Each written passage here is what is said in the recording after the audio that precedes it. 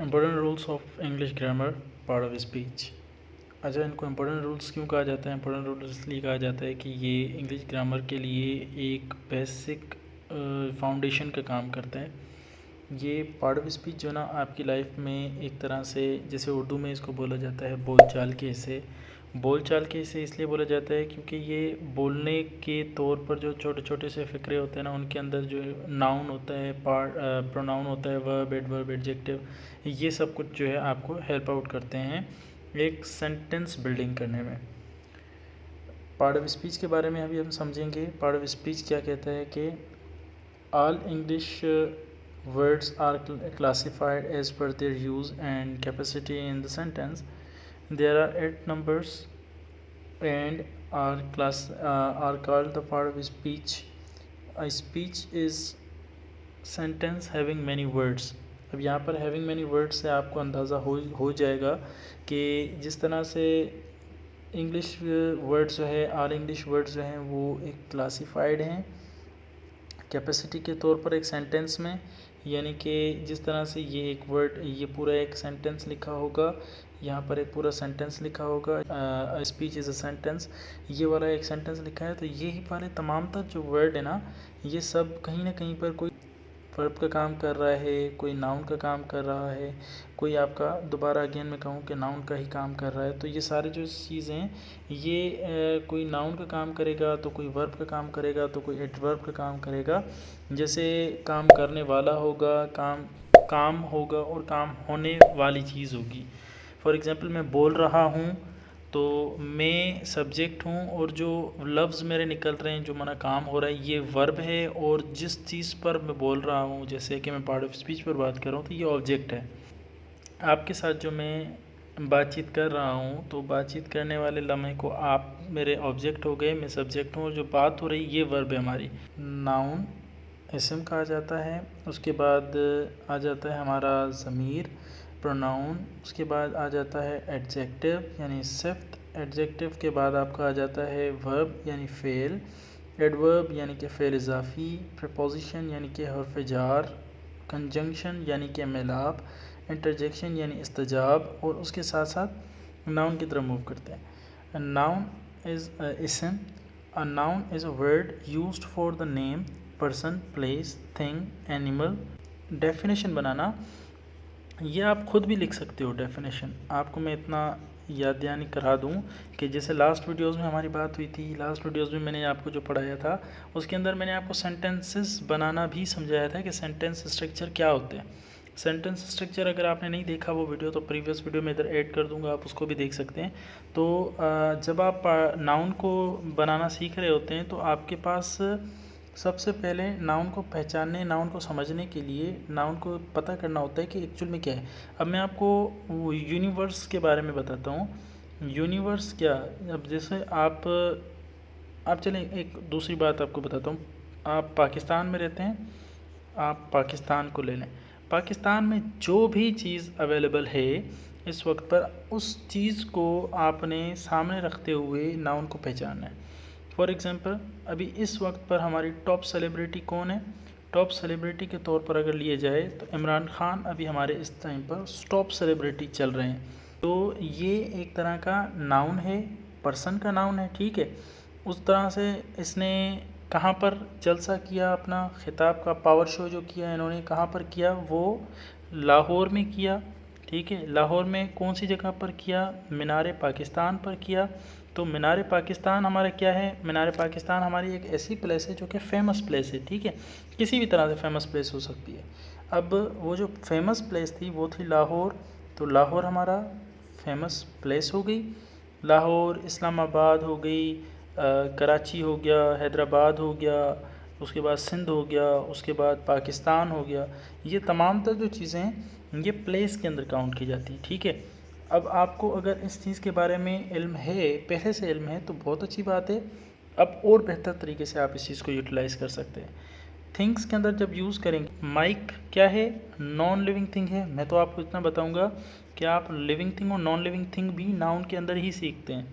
Living thing है या non living thing?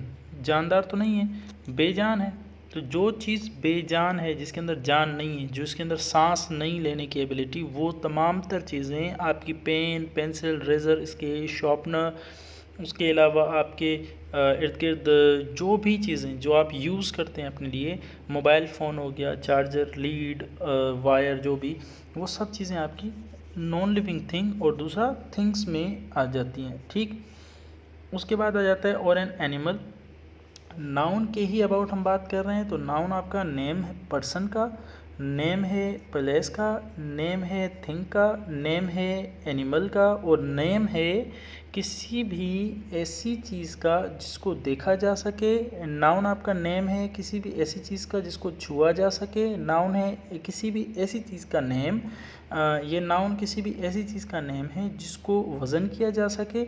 Noun किसी भी ऐसी चीज़ का नाम है जिसको नापा जा सके। ठीक, उसकी हाइट, उसकी विड्थ, उसकी वेट किया जा सके, ये सारी चीज़ें वो नाउन कहलाती हैं। ठीक है, और आखिर में नाउन एक ऐसा नाम है जो कि महसूस किया जा सके। अब वजाहत इसकी कैसे करेंगे हम लोग, ज़्यादा डिटेल में हम इसको कैसे समझेंगे कि क्या भाई महसूस किया जा सकता है, कैसे किया जा सकता है। अब यहाँ पर आपको एक चीज़ मैं वाज़े कर दूँ कि एग्जांपल्स के तौर पर मोहम्मद अली जिन्ना का मैंने एग्जांपल लिया है, उसके साथ साथ उनकी सिस्टर का नाम लिया है। अब सिस्टर फ़ातिमा जिन्ना, ठीक है, मादरे मिलत है हमारी, कायद आज़म मोहम्मद अली जिन्ना, और इसके साथ साथ कायद आज़म मोहम्मद अली जिन्ना के साथ साथ आपने एक चीज़ और देखी कि हमारे पास जो फ़ातिमा जिन्ना हैं, ये भी एक अहम करेक्टर है। ठीक है, तो इन दोनों पर्सन्स को मैंने यहाँ पर फर्स्ट एग्जाम्पल के अंदर रखा क्योंकि noun is name of person. ठीक, सेकंड थिंग, पाकिस्तान, सिंध, हैदराबाद किस चीज़ में आ रहे हैं, प्लेस में। आपने गौर करना है किस चीज़ पर, ये noun, name, place. Noun is the name of person, place. ठीक, एक और चीज़, लॉयन, टाइगर, काउ, गॉट, कौन सी चीज़ें भाई, animal. Noun, name, animal. Thing अभी नहीं आई, थिंग भी आपके सामने आएगी। बुक, कॉपी, रेज़र, पेंसिल, कौन सी चीज़, थिंग। क्या है, नाउन है, नेम है और थिंग है। मैंने क्या कहा, जो चीज़ें बेजान होंगी, जिनके अंदर जान नहीं होगी, जो कि छुई जा सके, वज़न किया जा सके, महसूस किया जा सके, वो भी चीज़ें एक तरह से थिंग के अंदर इस्तेमाल होती हैं, थिंग कहलाती हैं। ठीक है, अच्छा, उसके साथ साथ मैं आपको एक और चीज़ बताता चलूँ कि एक्सरसाइज भी मैं आपको यहाँ पर दे रहा हूँ। Pick out nouns from the following sentence. यहाँ नीचे जो मैं आपको कुछ सेंटेंसेस देने जा रहा हूँ, आपने उसमें से क्या करना है, उसमें से आपने नाउन को पहचान कर नाउन को लिखना है। ठीक है, अच्छा जी, फर्स्ट सेंटेंस है Ali is sitting on a chair. अब आपने मुझे जल्दी जल्दी से बताना है कि इनमें से नाउन कौन सा है। इनमें से जस्ट आप नाउन बता दें, बस इतने काफ़ी अभी के लिए इतने काफ़ी होगा कि आपने मुझे नाउन बता दिया। ठीक है, आपको समझ आ जाएगा, जो पीछे वाली हमने एक स्लाइड पढ़ी थी, इससे आइडिया ये हो जाएगा कि आपने नाउन को समझ लिया है कि नाउन पर्सन, प्लेस, थिंग में कहाँ पर क्या क्या होता है। अच्छा जी, उसके बाद सेकंड सेंटेंस हमारा, the Indus is the longest river of Pakistan. Ali is sitting on a chair, Ali एक कुर्सी पर बैठा है। The Indus is the longest river of Pakistan, Indus Pakistan की बहुत लंबी बड़ी रिवर है, यानी दरिया है। उसके बाद the sun looks like a ball fire, एक सूरज एक आग के गोले की तरह लगता है। She will go to London and Paris by air, she will go to London Paris by air. अब आपने इस चौथे वाले जुमले में ये मुझे बताना है कि कौन सा वर्ड नाउन है और कौन सा वर्ड प्रोनाउन है। प्रोनाउन भी अभी हम इसी स्लाइड में पढ़ेंगे, तो यहाँ पर कौन सा वर्ड नाउन और कौन सा वर्ड प्रोनाउन है, ये आपने मुझे नोटिफाई करना है। Number 5, carelessness is a bad habit. Right, carelessness is a bad habit. यानी कि लापरवाही एक बुरी आदत है।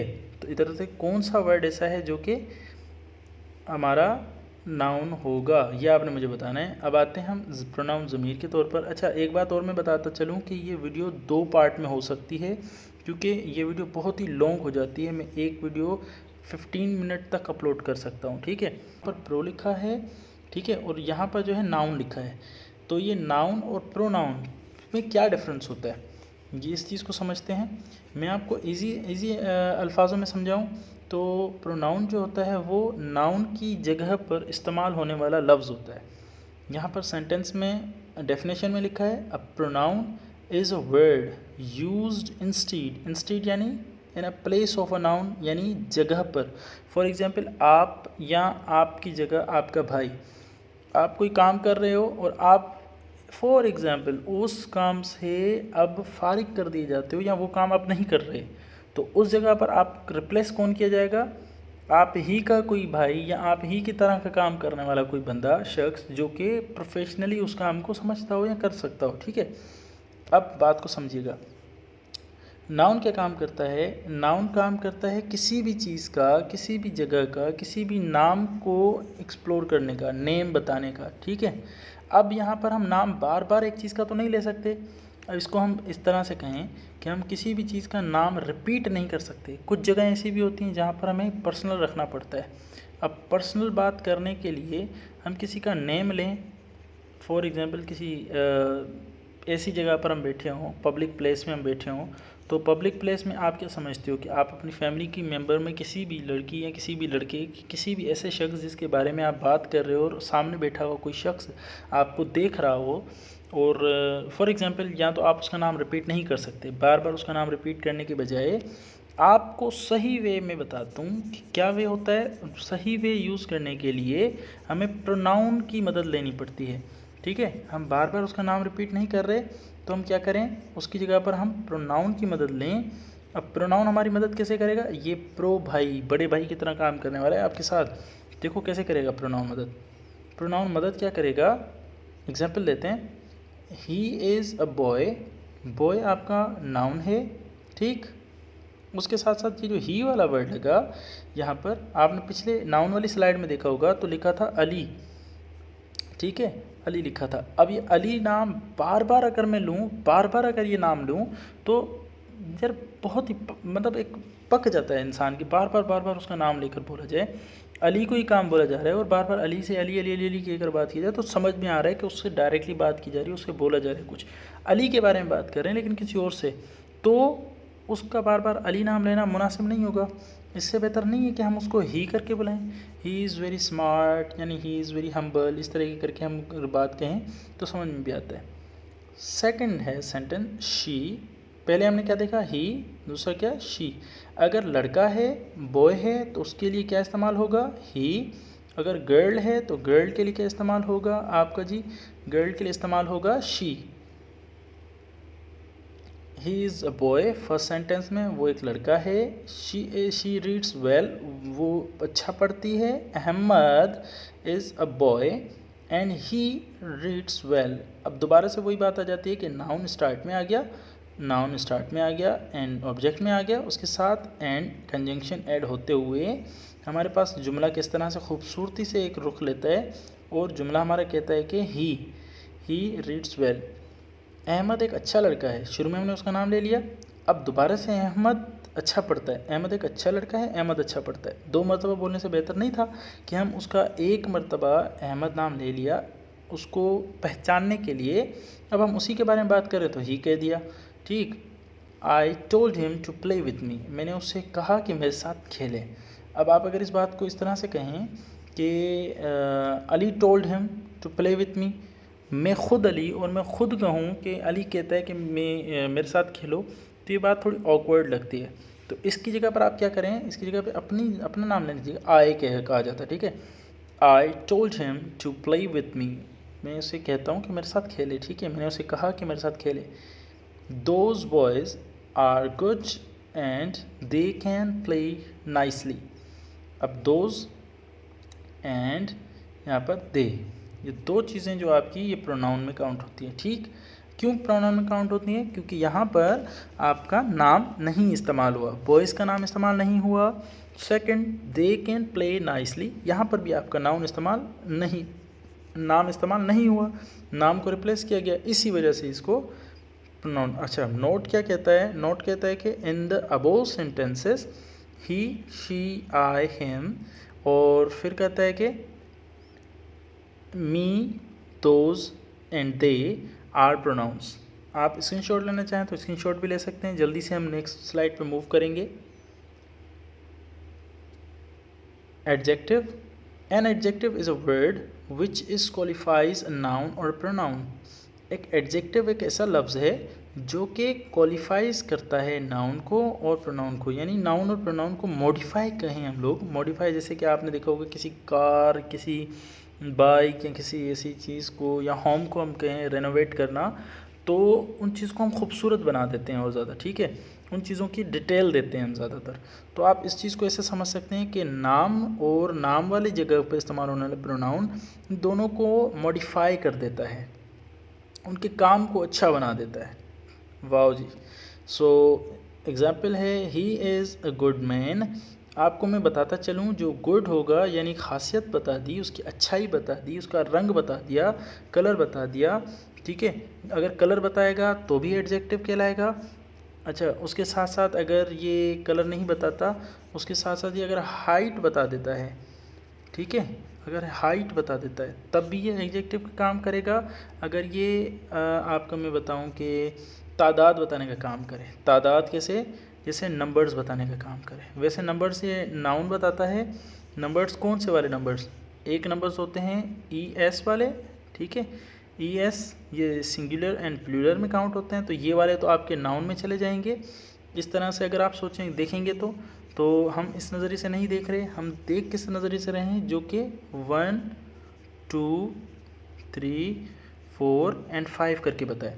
इस तरह से अगर बताएगा तो ये एडजेक्टिव में काउंट हो जाएंगे, और अगर इस तरह से नहीं बताएगा तो ये आपके एडजेक्टिव में काउंट नहीं होंगे। अच्छा जी, सेकंड सेंटेंस क्या बोलता है? You have a nice pen. आपके पास अच्छा पेन है। अच्छा पेन बताने के लिए नाइस का इस्तेमाल किया, और नाइस क्या है? नाइस एडजेक्टिव है। और नाइस क्या है? You have a nice pen, और नाइस क्या है? नाइस है एडजेक्टिव। क्या है जी? एडजेक्टिव। तो नाइस एडजेक्टिव हुआ। उसके बाद हम आगे बढ़ते हैं। She is a tall girl. मैंने क्या कहा था? जो भी नाउन से पहले वर्ड लग जाए, ठीक है, वो क्या कर रहा है?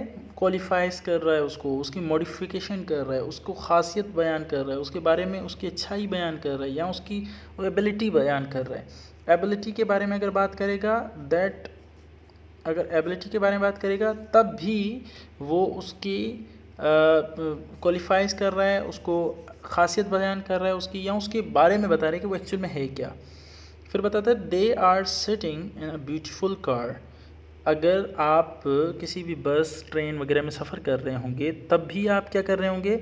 किसी अच्छी जगह में, किसी बेहतरीन चीज़, कंफर्टेबल चीज़ को पसंद करेंगे बैठना, तो आपने उसके बारे में बताना होगा या किसी और की खासियत को बयान करना होगा, तब भी आप उधर क्या करेंगे? ब्यूटीफुल लगाएंगे, या कभी स्टनिंग कहेंगे, या चार्मिंग कहेंगे, या गॉर्जियस कहेंगे, ठीक है, ये वर्डिंग भी कह सकते हैं ब्यूटीफुल की जगह पर। उसके बाद कहते हैं आई बाउट न्यू कार। ये न्यू बताने वाला काम भी आपका क्या था? न्यू बताने वाला काम भी आपका एडजेक्टिव था जी। ओके जी। So will you go to the nearest hospital for monthly checkup. अब यहाँ पर जो नियरेस्ट वर्ड है, ये वर्ड नियरेस्ट भी एडजेक्टिव है, क्योंकि आपने करीब ही की बात की। यहाँ पर ये एडजेक्टिव क्या हुआ? एडजेक्टिव यहाँ पर डिग्री का काम कर रहा है। किस चीज़ का? डिग्री का काम कर रहा है। अब मैं डिग्रीज भी आपको समझाऊंगा। डिग्रीज भी आप एडजेक्टिव की डिग्रीज जब काइंड्स पढ़ेंगे उसमें हम समझेंगे, ठीक है।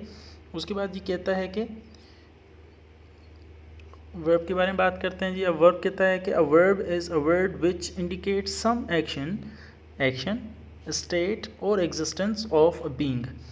वर्ब क्या कहता है? वर्ब कहता है कि एक ऐसा लफ्ज़ है जो इशारा देता है किसकी तरह? कुछ हरकत होने की तरह, कुछ एक्शन मीन्स जिसमें आपका खाना पीना, उठना बैठना, चलना सोना, उसके अलावा दौड़ना, उसके अलावा काम करना, राइटिंग करना, लेटर लिखना, एप्लीकेशन लिखना, ये सारी चीज़ें आपकी किधर आ जाती हैं? ये सारी चीज़ें आपकी एक्शन में आ जाती हैं। अच्छा, उसके बाद क्या कहता है, स्टेट। स्टेट के अंदर आप अपनी कोई भी ऐसी हालत बता सकते हो जिसके अंदर डॉक्टर, उसके अंदर स्टूडेंट, उसके अंदर कोई भी ऐसी जगह, ऐसी चीज़ जिसके अंदर आपकी एक मौजूदा हालत हो, ठीक है। एग्जिस्ट मतलब मौजूदगी होता है। अब इसको हम एग्जाम्पल के तौर पे बेहतर समझते हैं। एग्जाम्पल में आपको सबसे पहले देखने को मिल जाएगा, आई ऑलवेज हेल्प यू, मैं हमेशा तुम्हारी मदद करता हूँ। Always help you, always help you. तो यहाँ पर हेल्प करना आपका मदद करना है, यानी वर्ब करना है। वर्ब क्या कर रहा है, मदद कर रहा है। किस में मदद कर रहा है, एक्शन में, ठीक है। They are having food, they are having food. Having क्या है आपका जी, वर्ब है। और कौन सी फॉर्म यहाँ पर लग रही है, ऑफकोर्स फोर्थ फॉर्म लग रही है, आईएनजी फॉर्म लग रही है। दे आर हैविंग फूड, वो क्या कर रहे हैं, वो खाना खा रहे हैं। तो खाना खा रहे हैं, तो उस टाइम पर भी हम क्या बात कहेंगे, दे आर हैविंग फूड। यहाँ पर नाउन लगा, ये आपका वर्ब, ये आपका हेल्पिंग वर्ब, ये आपका सब्जेक्ट प्रोनाउन, ठीक है। ये आपने सेंटेंस फॉर्मेशन में देखा होगा, सीखा होगा। नहीं सीखा तो फिर भी आप वीडियो देख लीजिएगा पीछे, और बेहतर क्लियर हो जाएगा। You will do the work today, he will, आप यहाँ पर जैसे मैंने तब यू कहा, तो आप यहाँ पर यू भी कह सकते हो, you will do the work today, और he will do the work today. आप इसको भी कह सकते हैं, वो काम करेगा, या वो काम, जैसे यहाँ पर डू लगा, तो डू तो हमेशा करने का, ठीक है, करने का या करना, इसकी फॉर्म देता है, इसका आवाज़ देता है, इसका काम बताता है। और विल जब भी लगेगा तो ये गा का आवाज़ देता है, ठीक है। ये हम सेंटेंस के अंदर भी समझेंगे जब हम टेंसेस पढ़ेंगे तब भी। अगला सेंटेंस कहता है, I am a doctor, I am a doctor, मैं एक डॉक्टर हूँ, ये आगे स्टेट की बात। उसके बाद कहता है, she was a lawyer, she was a lawyer, क्या थी, लॉयर थी।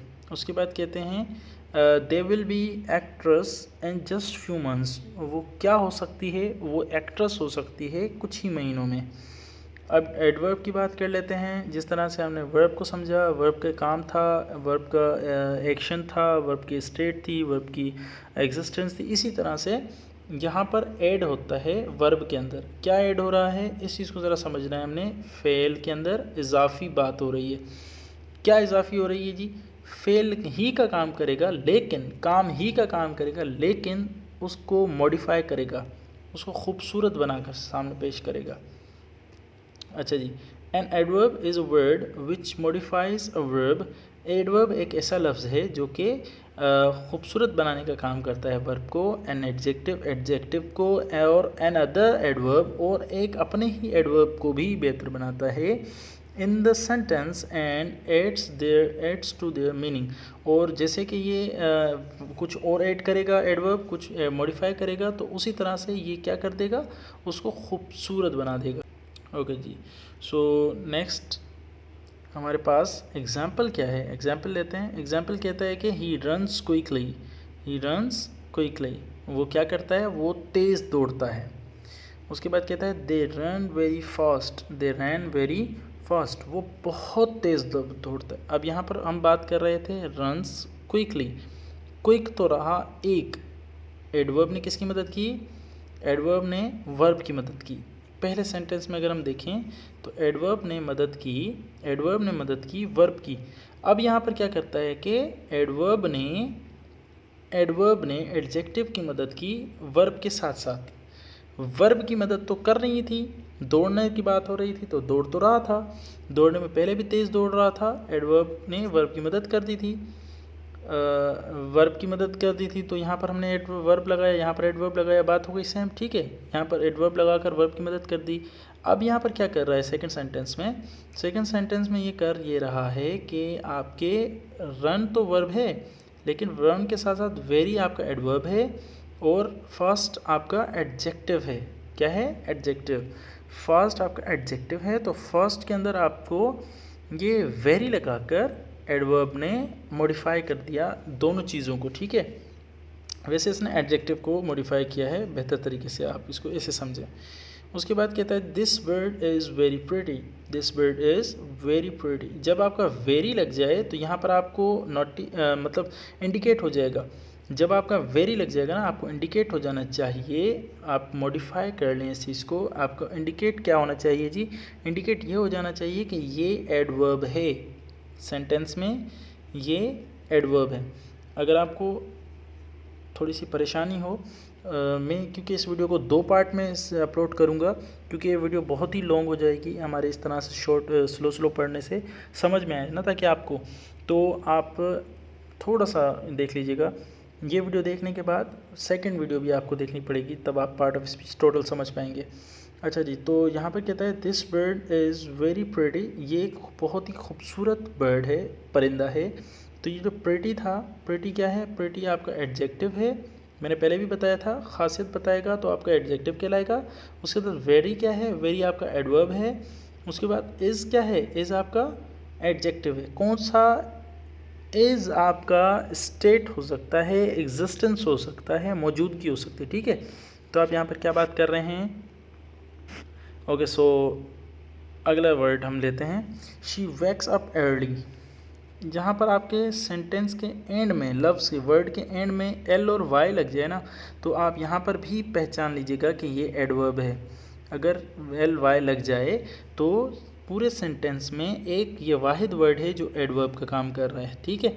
अच्छा जी, उसके बाद अगर हम बात करें एडवर्ब की अगर बात करें तो वैक्स क्या था, वर्ब था। अब क्या करता है, उठने का काम, यानी वैक्स अप पूरा एक वर्ड बनता है वर्ब का। तो इसने किसको मॉडिफाई किया, वर्ब को मॉडिफाई किया, किसने, एडवर्ब ने।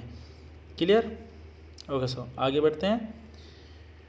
I hate my car hardly, मैंने क्या कहा था, I hate my car hardly. मैंने आपको पहले भी ये बताया था कि अगर एल वाई लग जाए तो वो वर्ड क्या हो जाएगा, वो वर्ड एडवर्ब बन जाएगा। हार्ड क्या था, हार्ड एक्चुअल में एक एडजेक्टिव है। क्या है, हार्ड एक एडजेक्टिव है। अगर हार्ड को आप यूज़ कर रहे हैं एज अ हार्ड, आपका ये जी आपका हार्ड लगा एडजेक्टिव, तो इसके अंदर एल और वाई को ऐड कर दिया, ये आपका बन गया एडवर्ब, ठीक है, एडवर्ब बन गया। अब ये एडवर्ब कैसे बना, इसकी भी लिए आपको एक छोटी सी चीज़ में अगली वीडियो में समझाऊंगा, आपको देख के बहुत ही अच्छा लगेगा, ठीक है, वो वीडियो देखकर। सो ये वाला आपका हुआ क्लियर। अब आगे बढ़ते हैं। अब प्रीपोजिशन की बात आती है, तो प्रीपोजिशन को कहा जाता है हर्फ जार। A preposition is a word used before a noun और a pronoun to show its relation with another noun और प्रोनाउन इन द सेंटेंस। अब आपको बात, उम्मीद करता हूँ कि बात समझ में आ जाएगी। यहाँ पर जी कहता ये है कि हमारे पास एक चीज़ है, क्या है, अ प्रीपोजिशन एक ऐसा लफ्ज़ है use before a noun. Before क्या होता है, बिफोर का मकसद ये होता है जो चीज़ पहले आए लफ्ज़ से, जैसे ये 1 से पहले क्या आता है, 0, 1 से पहले, 2 से पहले क्या आता है, 1, ठीक है, 3 से पहले क्या आता है। तो जो बिफोर वर्ड कहा जाए ना, तो बिफोर से आप आइडिया लगा लीजिएगा, बिफोर का मकसद होता है पहले वाली चीज़, यानी इस तरह रिवर्स वाली चीज़, वो जो होगी वो क्या होगी, ठीक है। अब इस बात को दोबारा से समझा जाएगा। अ preposition is a word, preposition एक ऐसा लफ्ज़ है जो कि पहले इस्तेमाल होता है नाउन से, प्रोनाउन से, टू शो, क्या जाहिर करने के लिए, relation with another noun. Noun का नाउन के साथ रिलेशन जाहिर करना है और प्रोनाउन का प्रोनाउन के साथ रिलेशन जाहिर करना है। अब नाउन का नाउन के साथ रिलेशन जाहिर करना था और प्रोनाउन का प्रोनाउन के साथ रिलेशन जाहिर करना था, तो इसके लिए प्रीपोजिशन को पहले आना पड़ेगा, फर्स्ट नंबर पे आना पड़ेगा, ताकि एक का दूसरे के साथ रिलेशन जाहिर कर सके, 1 का 2 के साथ रिलेशन जाहिर कर सके, ठीक है। अब रिलेशन कैसा वाला होगा, अब मैं आपको इसके बारे में एक एग्जांपल देता हूँ नीचे चल के, ठीक है। अब आप इसको ज़रा ध्यान से देखिएगा, स्किप मत कीजिएगा, ताकि आपको ये चीज़ क्लियर हो जाए।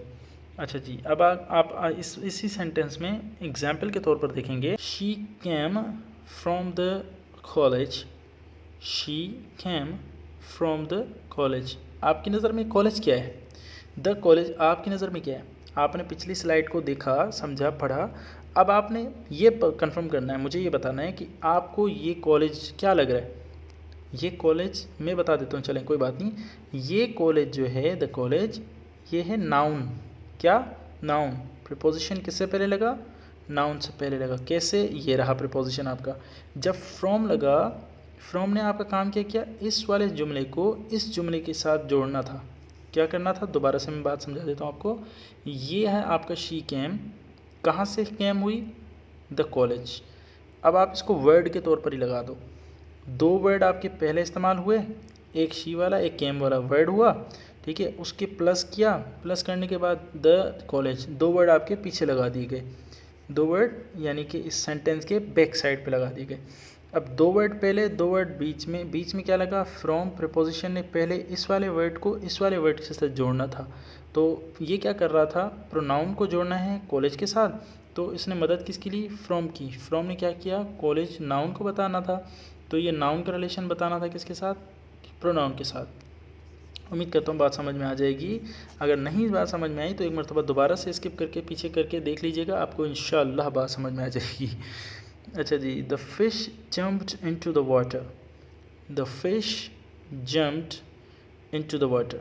फिश क्या करती है? जंप करती है। कहाँ? Into the water. वाटर के अंदर, वाटर के अंदर फिश क्या करती है? जंप करती है। जंप का क्या मकसद है? फिश का काम क्या होता है? वाटर के अंदर क्या करना? स्विम करना। रहती कहाँ है? वाटर के अंदर। तो वाटर क्या हमारा? नाउन, और इनटू क्या हुआ हमारा? प्रीपोजिशन। लेकिन इनटू द वाटर किसके साथ रिलेशन ज़ाहिर करना है? फिश के साथ। फिश क्या है? Also noun.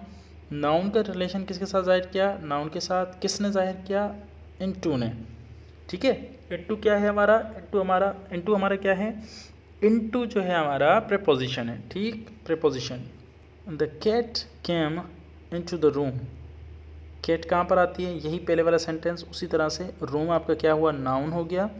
उसी तरह से कैट आपकी क्या हो गई? कैट भी आपकी नाउन हो गई। तो आपको कैट और नाउन के दरमियान, रूम और कैट के दरमियान बीच में क्या लगाना पड़ेगा? प्रीपोजिशन।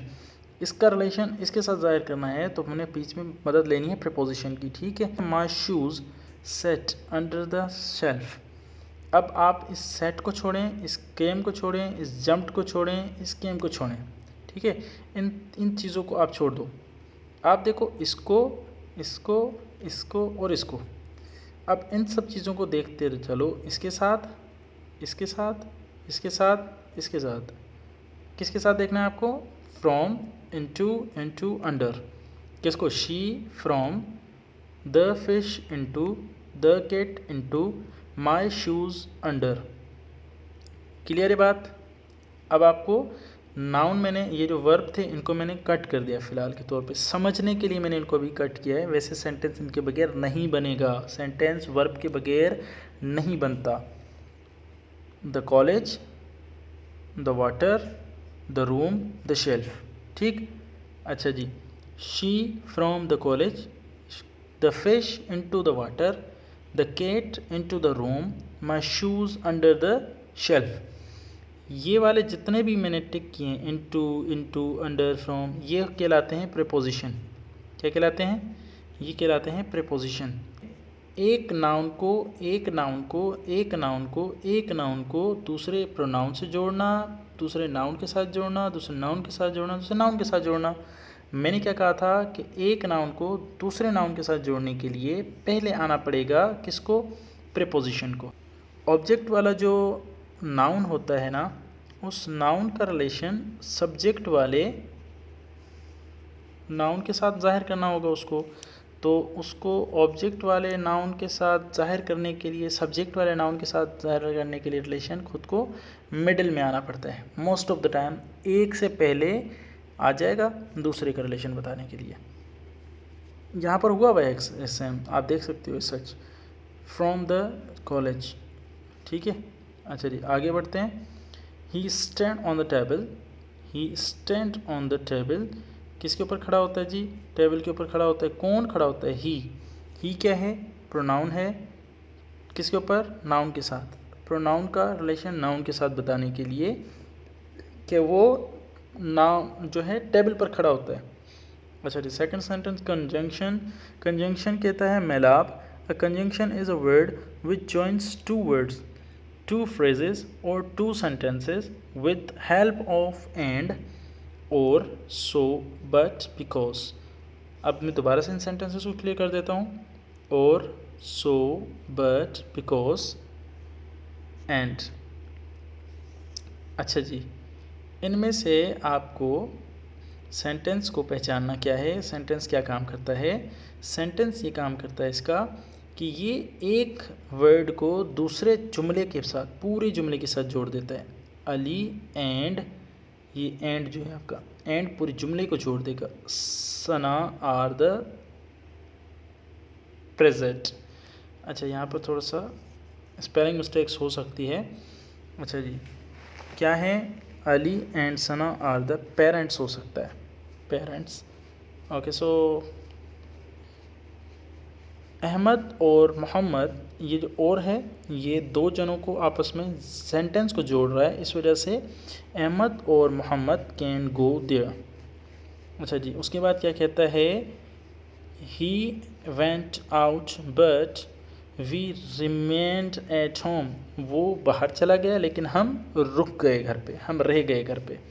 सो ये पूरा सेंटेंस आपका देखा जाएगा, पूरा सेंटेंस एक पूरे पहले वाले सेंटेंस के साथ जुड़ा हुआ है। तो बर्ट ने क्या किया, इस सेंटेंस को इसके साथ जोड़ दिया, रिलेशन जाहिर कर दिया।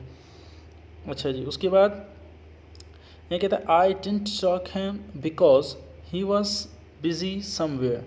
मैं उससे बात नहीं कर पाया क्योंकि वो कहीं पर मसरूफ़ था। बिकॉज मतलब मसरूफ़ था, क्योंकि मसरूफ़ था। ठीक है। अच्छा जी, उसके बाद हम बात करते हैं आगे बात करते हैं। तो ये कहता है we are at the gate but he is not coming to catch us. इसका मकसद, एक बट ने इस पूरी लाइन को इस पूरी लाइन के साथ जोड़ दिया। ठीक है, कंजंक्शन का काम उम्मीद है कि आपको समझ में आ गया होगा। अगर नहीं समझ में आया तो दोबारा से स्किप करके समझ लें। इंटरजेक्शन का काम क्या होता है, इंटरजेक्शन का काम होता है, an interjection is a word which expresses some sudden feelings of joy, sorrow, grief और सरप्राइजेस। अब मैं एक एक करके इसको समझाने के बजाय आपको एक एग्जाम्पल देकर समझाऊंगा। एग्जाम्पल कैसे, एग्जाम्पल कहता है, hurrah we have bought a new car, we have bought a new car. हमने एक नई कार खरीदी।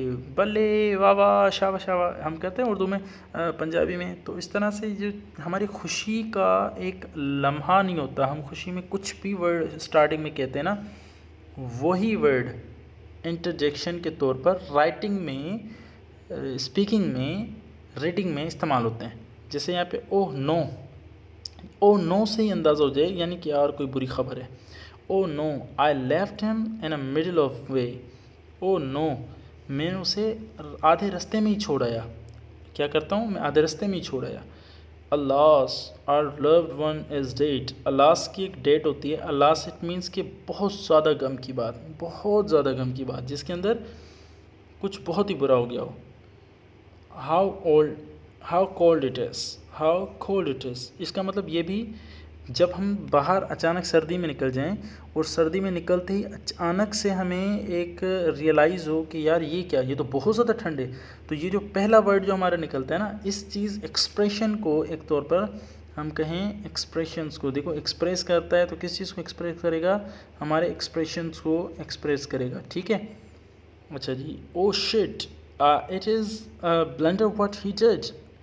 ओ shit it is a blunder. अच्छा, ब्लेंडर क्या होता है, ब्लेंडर होता है, एक होती है मिस्टेक। ठीक है, एक होती है मिस्टेक जो कि सुधारी जा सकती है। एक चीज़ होता है ऐसी मिस्टेक जो कि सुधरने के काबिल नहीं होती, जो कि सुधारी नहीं जा सकती। कितना भी कुछ कर लिया जाए, वो मिस्टेक नहीं सुधारी जा सकती, लोगों के दिमाग से नहीं निकाली जा सकती, वैसी मिस्टेक होती है। लास्ट में आपके लिए जो एक्सरसाइज रखी है मैंने, name the parts of speech in the following sentences.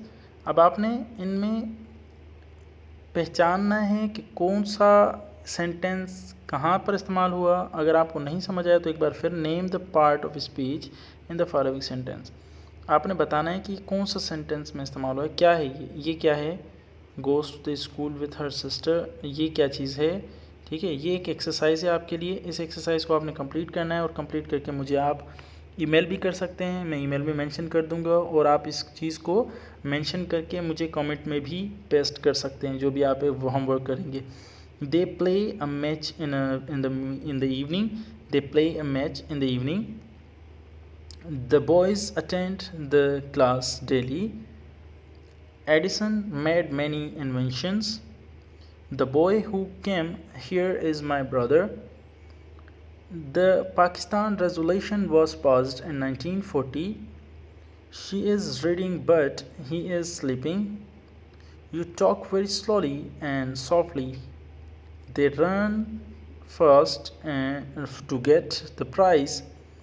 We run very fast to catch the train. अच्छा जी, मैं इसको आपको एक जब शॉर्ट वीडियो में पहले अपलोड करूँगा, फर्स्ट वाली।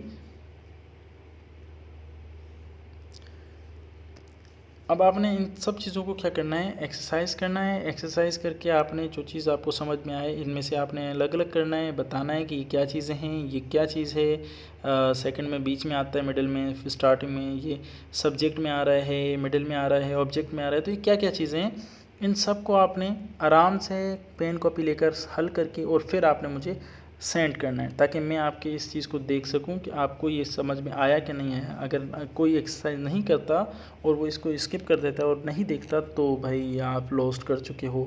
वेल, आपकी मर्ज़ी है देखने वालों का। शुक्रिया। मैं एक बार फिर से इधर पे रिटर्न में वंस अगेन थैंक यू कर देता हूँ।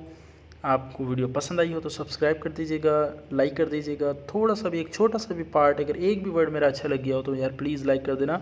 बेहतरीन आपको बटन वेलकम करेगा। लाइक का बटन आप प्लीज़ अप्रिशिएट कर लीजिएगा।